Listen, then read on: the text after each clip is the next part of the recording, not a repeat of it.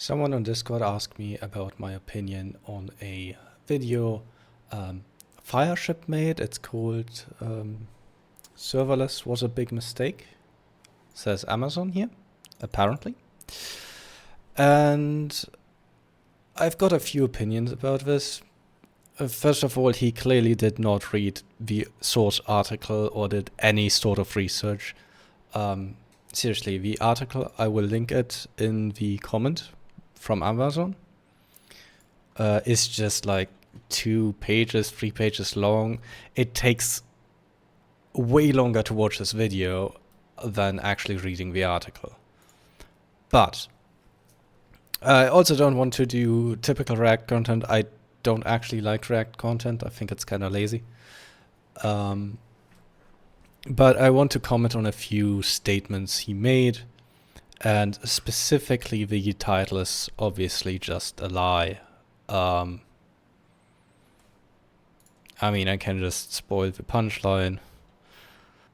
Here. I'll zoom in for you. Results and takes away. Microservices and serverless components are tools that do work at high scale, but whether to use them over monoliths has to be made on a case-by-case basis. They're saying it depends whether you should use a monolith versus a microservice, not that microservices, or specifically serverless, it's not even necessarily microservices, specifically serverless, was a mistake. It was a mistake. It wasn't even a mistake for them. It's just not feasible anymore. I'll talk about this probably, if I remember, somewhere down the line of this rant. It's gonna be.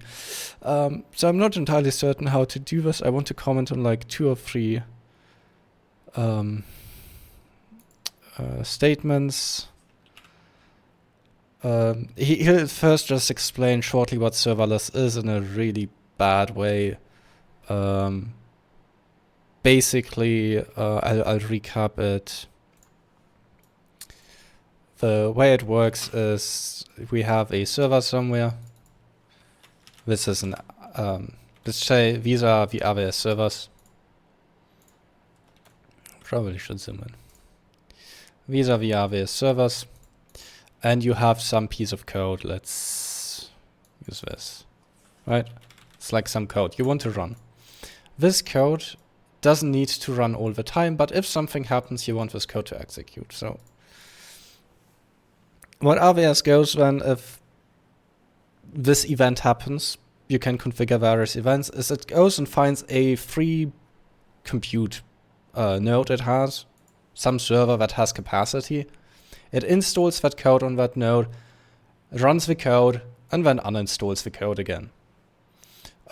The base idea is that if multiple events happen, you can run them in various different servers across the AWS landscape.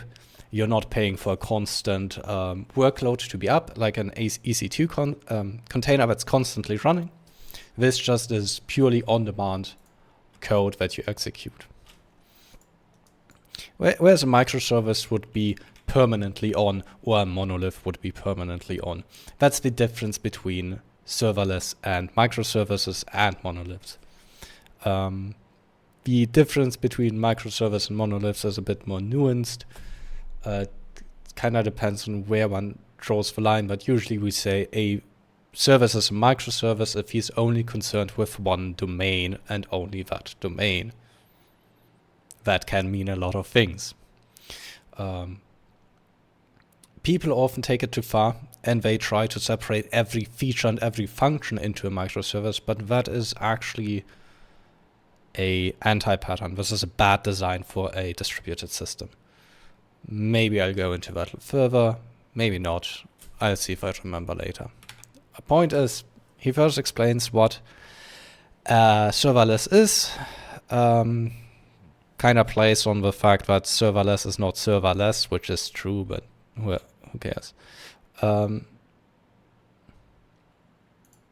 Compute nothing and be happy. Amazon Prime Video just dropped a shocking article explaining how they saved 90% on their Amazon Web Services bill by switching from serverless microservices to an old-fashioned monolith architecture. That's great news for Amazon because it'll save a ton of money, but bad news for Amazon because it just lost a great revenue source.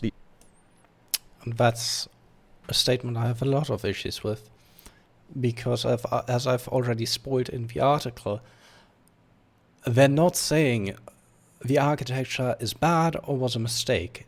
They're saying specifically for their own workload, how they run the service, it's a bad design for them, not in general.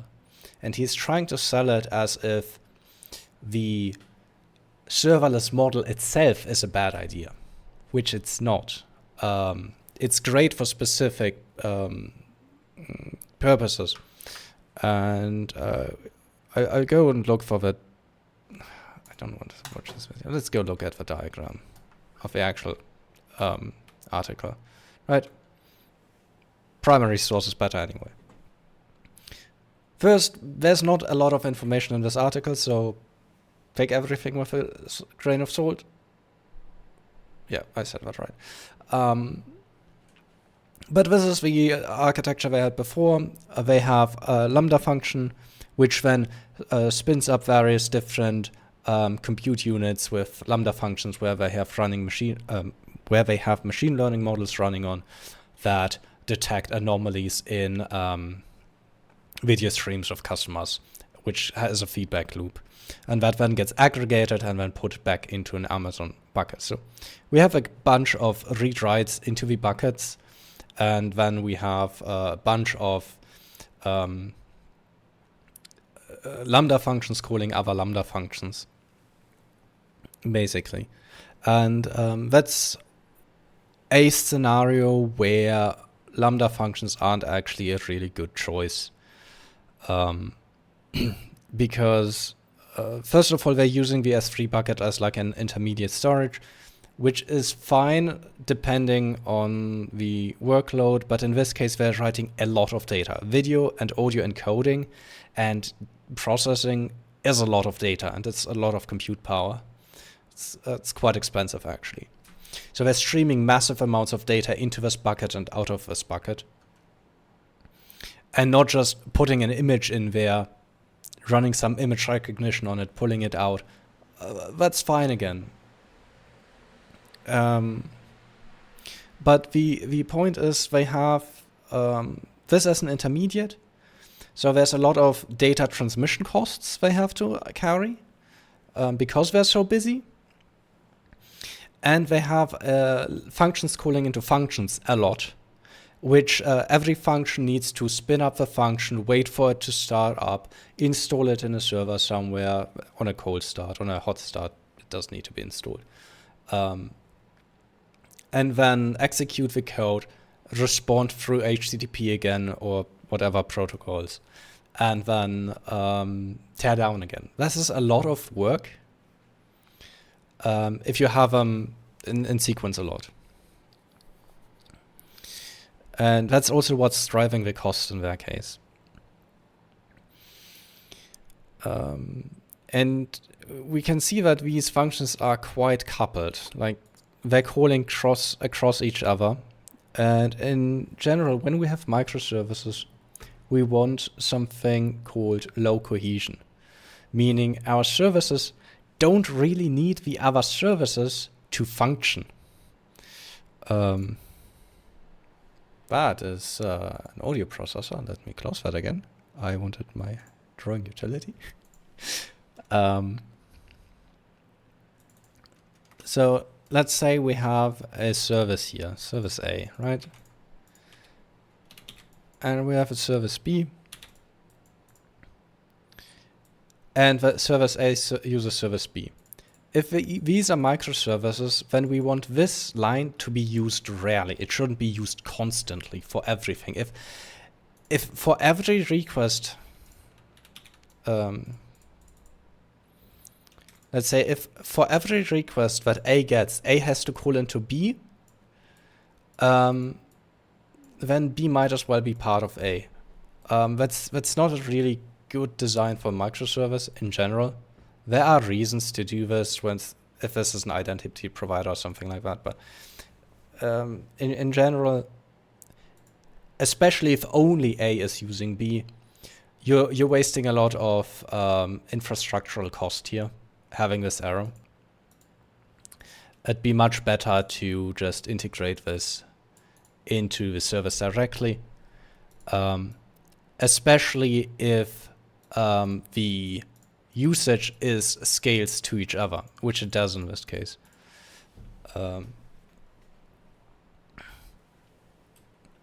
And if we look at this diagram, we see we have a function calling into a function, pushing data into a bucket, pulling it out again, calling another function, calling another function, then pushing that into a bucket, and also returning the results through an SNS queue.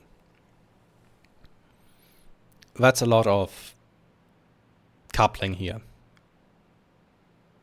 Did I say cohesion before? I wanted to say we want low coupling. I don't know if I said cohesion. We want actually high cohesion within a service. Cohesion means that, let's say if A only rarely calls into B, then these two components would have a low cohesion because they're not very glued together. And that's the point where one can think about separating it out. I did a terribly botched job at explaining this, but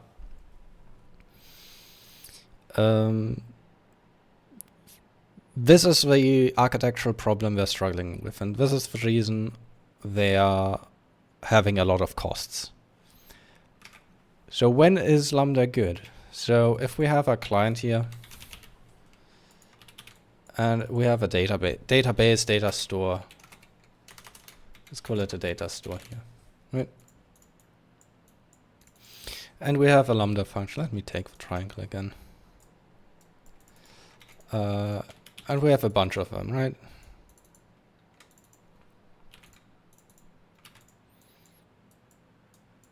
And we'll have some sort of gateway, whatever, not the right symbols whatsoever, but gateway in front. So the client makes a request to the gateway. We have the same thing with the monolith, a gateway in front of here, and that one then calls conditionally one of the functions based on the request he made.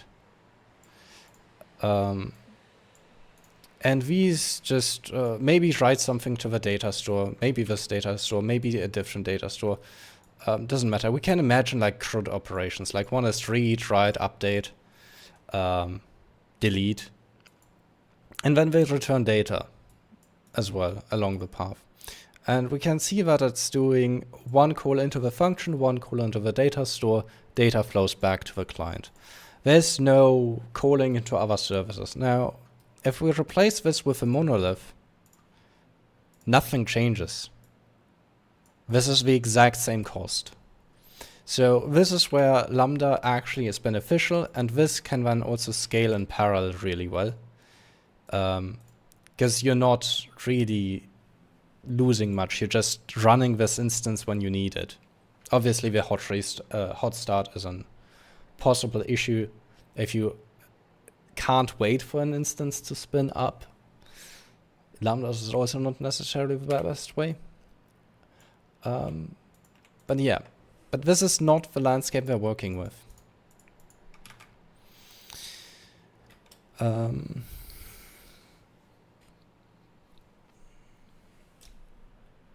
Yeah, that's pretty much what I wanted to say. This is the architecture they end up with. And you can see they get rid of S3 bucket by just writing directly into the buffer from the media converter and then running the analysis on it and resulting in memory. This just eliminates the need of running in the running the data back and forth, and the overheads in the data transmissions between the services and calling into each other. He doesn't just talk badly about lambdas. He also says that they're good for smaller companies when you don't break out of free tier. That is also correct. But even for larger companies, depending on how their infrastructure is set up, it's still a good choice. It just happens that specifically for Netflix, God damn it. For Prime Video. Specifically for Prime Video, the way they do their live stream analysis, this was not a good choice. This is like very long-winded way of just saying read the source. So why is this annoying me? Why is this making me actually quite angry? I don't like this behavior where you just pick a video or an article or something and you make a huge deal out of it, lying and just a weird clickbaity title, sell it like a major event. By the way, this is not unusual. We constantly, all the time, reevaluate if a service should be microservice and merge it back into a monolith, or we split apart monoliths. This is normal. This is nothing special. This is just usual. Anyway, he's behaving like it's a huge deal and that RVS is treating serverless as a bad thing, which they're not.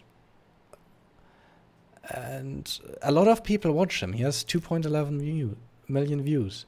A lot of people will come away from this and think, oh, serverless is a bad idea, or or RVS doesn't like serverless. Maybe serverless will not exist in the future anymore.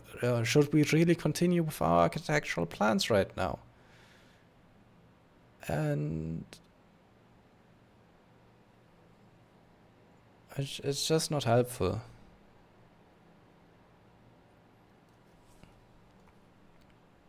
It just isn't helpful. Did he even link the original article?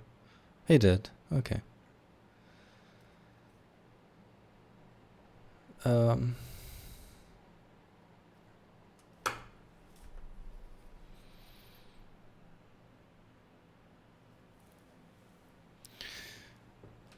And pretty much all of his content has this problem, which is why I don't really watch him. He doesn't research anything. He just throws out clickbaity things, the headlines, the big things that he thinks will get attention, but none of it matters. None of it is significant. Sorry, it just really annoys me. Anyway, done ranting.